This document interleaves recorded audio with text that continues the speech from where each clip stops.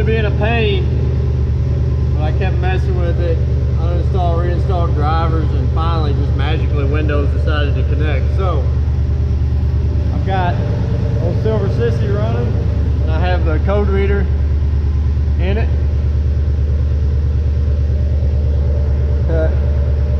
Got me.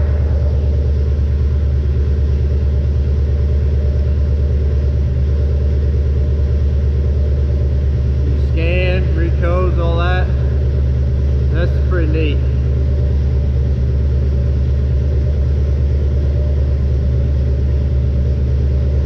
Add all the stuff.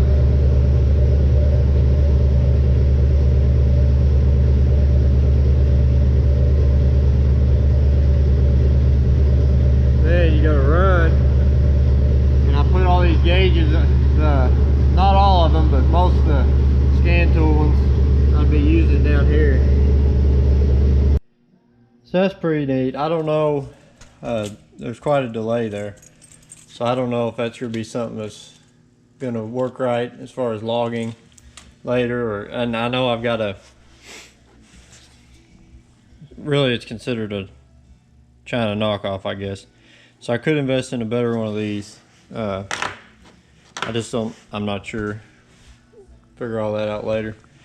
Another thing I did is got the thermocouple in and couldn't come up with the right fittings, adapters, and so why wait around for the right size when you can just weld it? Being able to TIG weld now is just, oh, it comes in so handy all the time. But there you go, there's a temperature in my brake box, just under 45 degrees. So I got my nice low dollar Motorsports 1600 psi sensor teed into my hydraulic line, and got it set up on the aux1 input on YourDyno. It's brake PSI, and I put it here by brake percentage. Now, I went through and wrote down all the approximate PSI ranges for each percentage of brake. The only bad thing is, you know, with my stepper motor, if it throws a little fit or gets off, these will be skewed a little bit, but this is a good starting point. I can start the brake here. It starts hydraulics and turn the brake on. Stepper motor takes it 20% and the pressure starts coming up. We'll go to 30%. Comes up to 100 psi. 50%, and so on.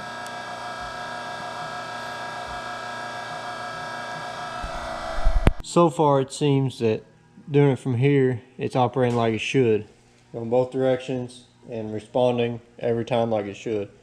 So I'm gonna turn the brake on. It's already set, fixed 80%, and I'll show you, just show it operating here.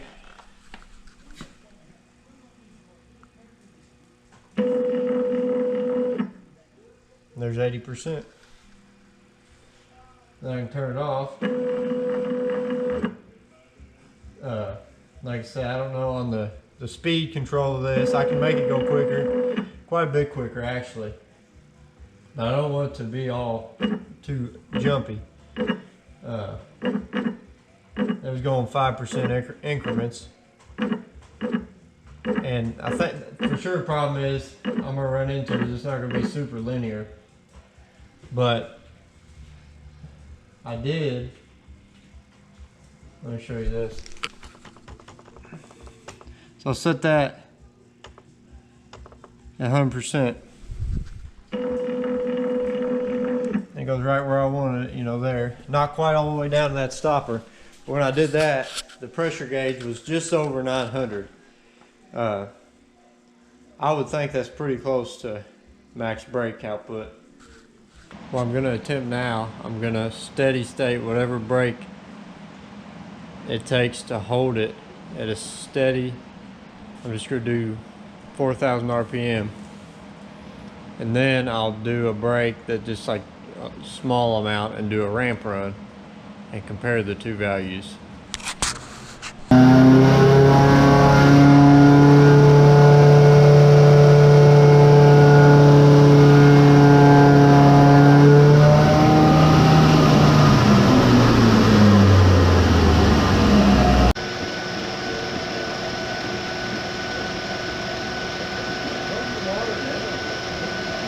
There we go.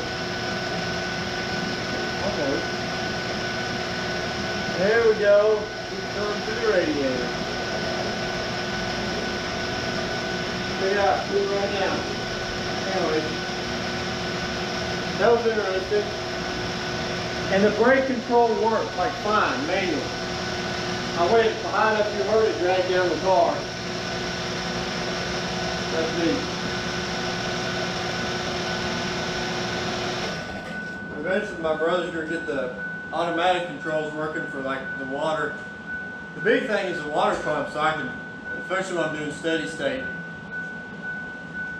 have it kick on and cool down, because you do steady state long enough, especially with some power, it's gonna be getting awfully warm.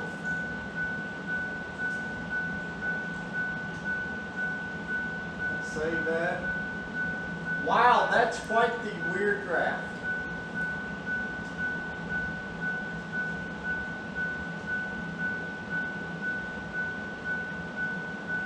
Hey, nice! Look at this graph. Check this out. Check this out. This is nice.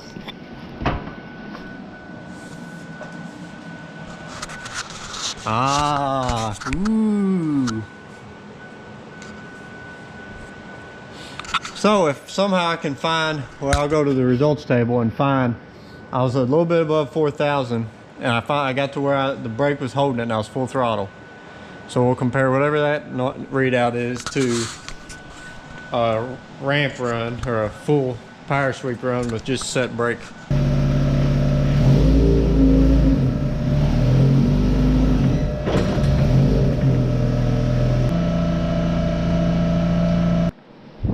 Let's review.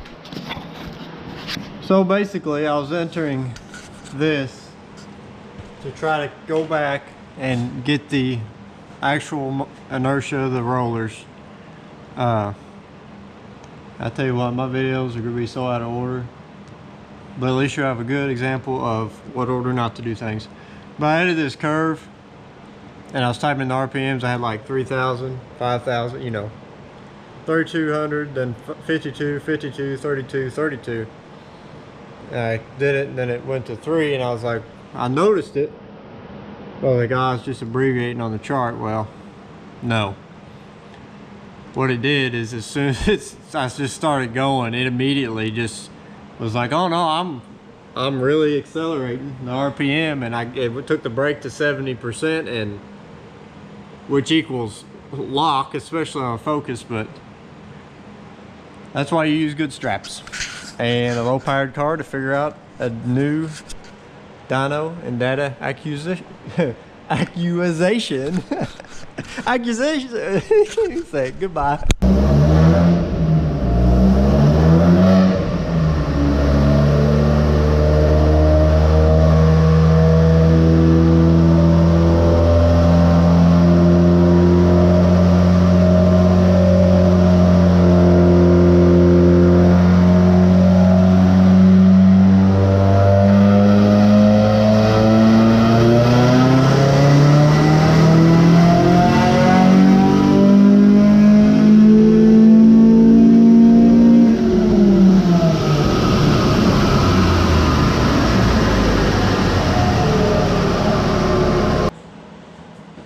Seemed to really be holding me up above 6,000. It's almost like the brake is increasing the faster it goes. Which makes no sense at all.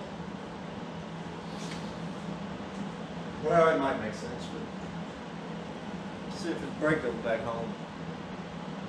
See, it's already there. Alright. Basically what I did, try to calculate the roller inertia, is I did a steady state had it where the brake would hold the car at around 4,200 RPM, wide open throttle for this period of time here. And then I did a power run. Auto brake control is not quite figured out yet. I know I've said that 20 times probably by now, but so I just set the brake, I don't remember how many percent, 20 or 25%, and did a run. And it started off, let me zoom out a little bit. It started off, watch there be a darker blue line pop up way down here.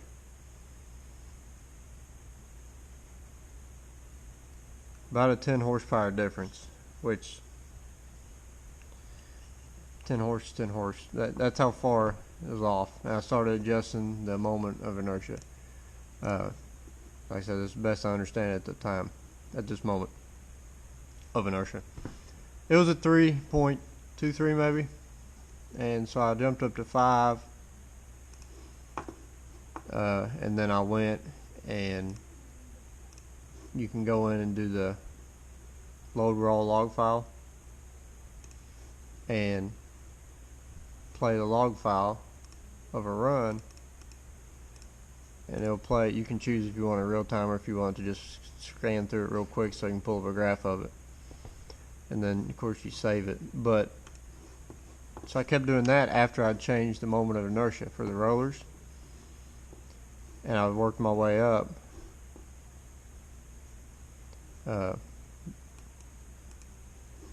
That one, okay, that's the second run, that's a power run. So this one I was 5, and so I overshot it a little bit, not by much. So I brought it down, like, I think this one was 450, which was under the 4,200 range. Then I did 4.75, and that's pretty dang close. I mean, it's right here you see a difference, but I'm zoomed in with a, I mean, from here to here is 5 horse. So we're talking like, let me zoom in a little more. Yeah, not much. I mean, it's minimal. It's hard to get on it, but 100 at 42.19, 100.4 at 42.20. So I think that's a lot closer than it was, but we'll see. I'll show you this real quick. You can change how quick you can play back the raw data, and it's pretty neat. Well, right now I'm trying to figure out, I'm fighting brake control stuff, and I'm trying to make sure I get the moment of inertia right, but I'll just show you this feature real quick in between me being confused. But you can open up a run window and load a raw log file. I'll do the last run, and you can watch it play back. Pretty neat. On the phone with Little Genius, working on the USB plug-in relay to get the basically the auto start stop conditions working. And well, I'll show that later.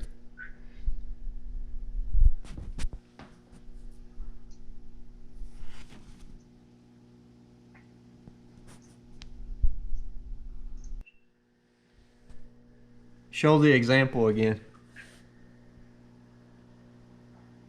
So this is less than 50. Yeah. Right now we're at 40 or 45, yeah. Okay, and if it's greater than 5, well now we're both of these, so it would turn on and off very rapidly, but it won't let you. Nice. And that makes you fix it. If you hit cancel, you can fix it. If you hit OK, it closes, and you'll see if you go back, it cleared them both for you. That's it. That's perfect. Good work. Magically works now.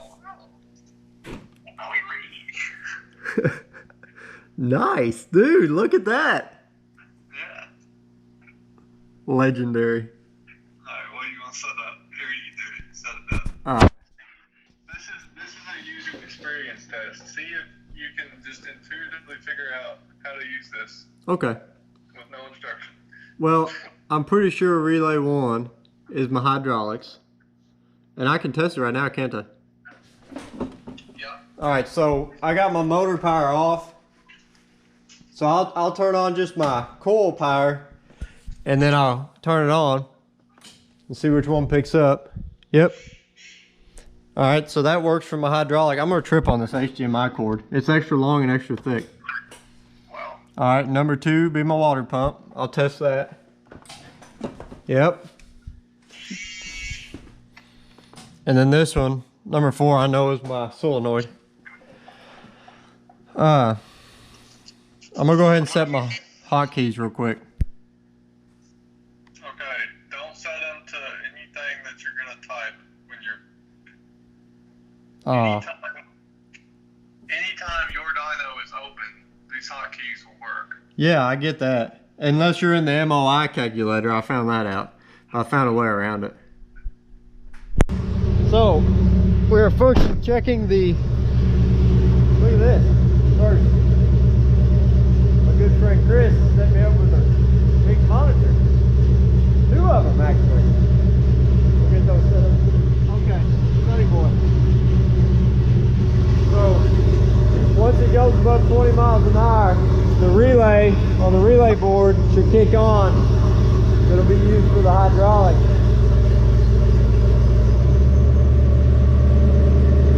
Above 20, you see a red light in the box.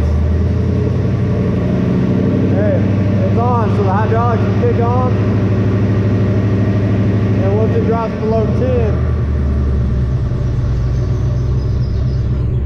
it turns off. Very good. Alright, we're going to try this again. I'm logging some things on 4Scan. I've got the gear ratio figured out. For the dyno, set this camera up because that one don't want to work right.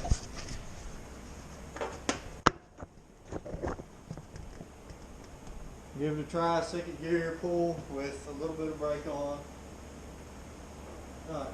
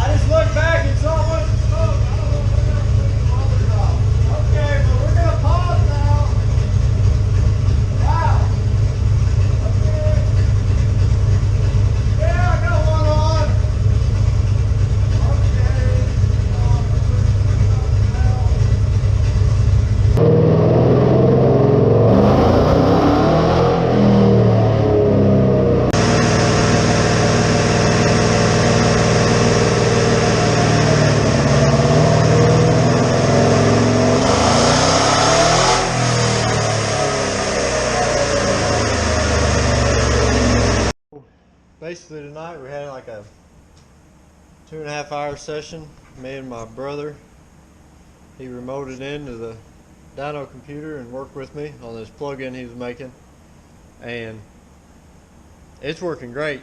I just now finished editing, I think, Dyno series, YourDyno series 3 I'll be putting on YouTube.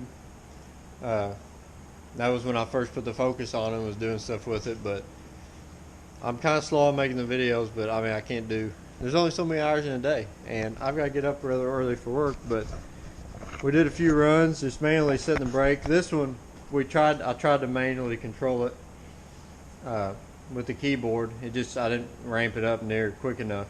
And another factor is I can only lock it in second gear at this time, and it's got 410s. So, and I set the gear ratio to match, so the power reading should be pretty close. But it just takes off so quick. I can't really rip up the hydraulics that quick.